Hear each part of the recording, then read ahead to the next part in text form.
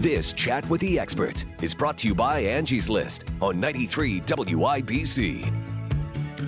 Welcome back to Chat with the Experts, brought to you by Angie's List. We're here today with Kathy Duvall of Beach Bum Vacations, and we're chatting all about travel. And before we get back into our conversation with Kathy, by asking your listener questions, we want to take a brief detour and give you a little helpful information in a segment that we call What's Trending. While taking a big family trip is obviously a lot of fun, there are some things that need to be done before you lock the door and hop in the car. And Angie's List senior writer Stacey Jordillo has recently penned a piece called How Do You Prepare for Vacation? And it helps sort out a few of the things that need to happen before you hit the road. And for starters, Stacey points out the importance of securing your home. No matter if you're leaving for a weekend or for a few weeks, keeping your property safe is absolutely vital. So consider canceling the newspaper, stopping the mail, or even putting your interior lights in your home on a timer. You're also going to want to make sure that all your bills are paid, unplug small appliances, and even hire a lawn company to take care of your yard if that's something that would be necessary. If you have a security system in your home, contact the central station and let them know that you're going to be leaving for vacation. Also, don't forget your pets. You may want to hire a dog walker or a pet sitter to take care of your pooch. Some pet sitters will visit your homes a few times a day to check on your animals, and they may even be able to let you give a request for overnight service to keep your pet company. Additionally, it's always wise to plan ahead when it comes to your health and medical concerns. If you're leaving to another country, make sure you have the proper vaccinations. Also, don't forget to maintain a healthy lifestyle while you're away. While vacation may be a break, it doesn't mean that you need to forego healthy habits. So control portion sizes on your meals and try to get at least 30 minutes of exercise a day to make sure you feel your best. Finally, research travel insurance options, which begins with reviewing your own medical coverage to determine if additional insurance is going to be necessary.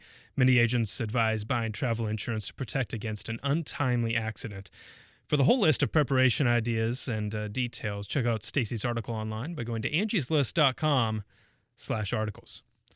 Well, now it's time to take some questions from our listeners. It's called Consumers Ask, and as always, we take our questions from Twitter, Facebook, and our Angie's List Answers Forum. Today, we're going to turn to Kathy to get some answers. Kathy, are you ready to help these folks out? You bet. Happy to. All right, let's get started with a question from Sam. She's getting ready to take an overseas trip for the first time. She's going next year and wants to know how soon she should get started on the legwork for getting a passport. Is there a lot involved there? Get a passport ASAP. Just go for it. It costs about $125, and you don't want to delay this. It's not that big of a deal. Just get your pictures taken at any local drugstore. Make sure it's a passport picture. Take that in along with your original birth certificate and some money to the local post office. Get it done. Because you need to allow plenty of time. I've had some other people along the way who have had difficulty getting their passports. Well, for one reason or another, Sure. Something wasn't just right. So allow yourself plenty of time. Do it now. Yeah, that's definitely not something you want to wait too long on because you could really screw up the whole Absolutely. trip. So, Juan is in the process of building a vacation for his family, and he wants to know if there are any areas that are okay to cut costs in order to stay under budget. What are your thoughts there? Sure. As a mom and grandma myself, ocean view room. Get more of a standard room. You don't need a beautiful view. Consider a cruise. A cruise is great for families. Try and get everybody in one room as well, rather than getting separate rooms. When you start getting extra bedrooms, then your cost goes up. We've talked about a little bit about the conversation you can have with your travel agent. Is that something you're able to help people work through? Can I come in with a budget and say, here's what I'm working with, help me get the trip and get under this amount? Actually, Kyle, that is one thing that I really, really press people on. I have found, they say, oh, money's not an object. To be honest with you, I have found that not only is money not an object, it becomes the only object at some point, believe me. So if they say I want something nice, I'm thinking of something nice, X amount of money. The client may be thinking something nice, a totally different amount. So I really nail them down on that, because otherwise I'm just wasting my time coming up with something that they really don't want. If somebody gives me a budget of $2,000, sure, I'm happy to do that. If you give me a budget of 4, 8, 10, 12, I don't care. Just tell me what you need, and I will fashion it to fit exactly what you need. Yeah, and as you talked about having places where you have a relationship with the resort, with the hotel, you're probably able to know areas where if they want to spend a little more, you can add this on, or Absolutely. others where you can cut. Any trip is like a puzzle. And if you give me 2, 3, 4 pieces of that puzzle, it's really pretty easy to come up with, put it together pretty easily. Melody wants to know if a cruise would be a good idea for her kids. You kind of spoke to that a little bit, but explain why it would be, because I think some people might be a little bit fearful of that, especially if they've got younger kids. Right. It's great for kids. The cruise lines do have the children's facilities. My personal preference for family cruises is Royal Caribbean, because they've got these massive ships that and actually it's multi-generational. Grandma and grandpa are perfectly happy doing what they do, whether it's bingo or the shows. The mom and dad are happy with all the activities of an evening. The teenagers have teen clubs, the kids have kids clubs, so all generations are happy. It's a great way to travel for families, and normally quite cost effective. Yeah. Do you find that people have misconceptions sometimes about what all a cruise entails or what it's going to be like? Are there any common things they're thinking that just aren't true? Well, they've got to understand that all sodas and alcohol is an extra cost. Tips and gratuities is an extra cost. Shore excursions is an extra cost. Many times people think that cruises are boring, but they're absolutely not. But not all cruise lines, not all cruise ships are created equal. Some of the older ships don't have nearly the amenities of the newer Royal Caribbean ships that have zip lining and miniature golf and ice skating. They've got everything. So depending on what's important to that particular family, the length of cruise, the amount of time they've got, the amount of money they've got to spend, if there's a cruise ship available, I can usually fit them right into it. It's a great way for families to travel. Yeah, and so it sounds like definitely plan as you're doing the budget for a cruise, having that money set aside for all of the extra things. Yes, and actually overseas, like if you're doing a cruising of the Med, I usually tell people to budget about $100 per person per day for their excursions.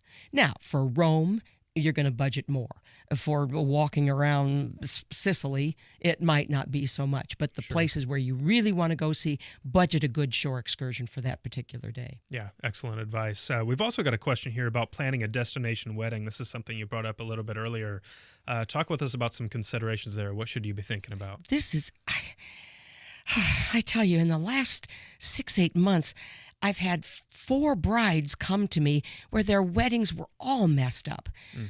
3 of them were too far gone. I couldn't salvage them.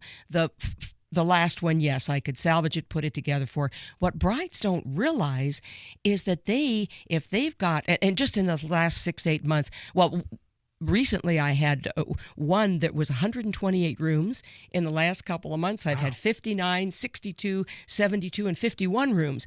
So, number one, a bride's got to realize that she doesn't want to leave all those travel planning to where all of her guests are calling her. Right. I take that all off her. So I'm talking to her 100 guests. You just plan the bride, my dear, or you plan the ceremony, my dear. You be the beautiful bride. I'll take care of everything else. Another thing they don't understand oftentimes is that if they are bringing 10, 20, 30, 40 rooms, they can get some wonderful perks and concessions and discounts, upgrades, and private ceremonies and private functions added to their whole experience for their wedding. But this has to be booked properly. And some of them, they've just booked willy-nilly, and these are the ones I can't salvage because the bookings are all over the place. I can't put them all in one place. If you're going to do a destination wedding, call a beach bum. Me, Extension 15, anybody who is knowledgeable about destination weddings, because they can be messed up in one red-hot hurry. Yeah, it sounds like it. Even just now in this, I've learned about how many things you would need to think about there. It sounds like it would get pretty complicated. Well, and they sacrifice thousands of dollars in upgrades and benefits if they don't do it right. Yeah, definitely. Well, that's going to do it for our listener questions for this week. A huge thank you, as always, to our listeners for submitting your questions. As always, find us on Facebook, Twitter, and our Angie's List Answers forum to ask your questions. We got a great forum there with all kinds of people that are willing to share their experiences and answer your questions that you have, whether it be about travel or otherwise. Kathy, I want to thank you so much for taking the time to come on the show today. We've really appreciated all of your knowledge and experience in the travel industry, and thanks for sharing it with us today. Yeah, totally. My pleasure. That's going to do it for Kathy Duvall of Beach Bum Vacations, but we are not finished just yet. Coming up, we're going to welcome in Angie's List Weekly Senior Editor Emily Udell. We're going to get some helpful information when it comes to transportation and even road trips. So keep it right here. You're listening to Chat with the Experts, brought to you by Angie's List. Angie's List believes that hiring great local service providers should be easy. Whether you need a plumber or a pet sitter, you can find one at angieslist.com. See ratings and reviews in hundreds of categories, shop popular offers, and request scheduling assistance directly online. Memberships start at just $9.99 per year. That's less than $1 a month. Join today and get 40% off with promo code WIBC40. Visit angieslist.com to sign up.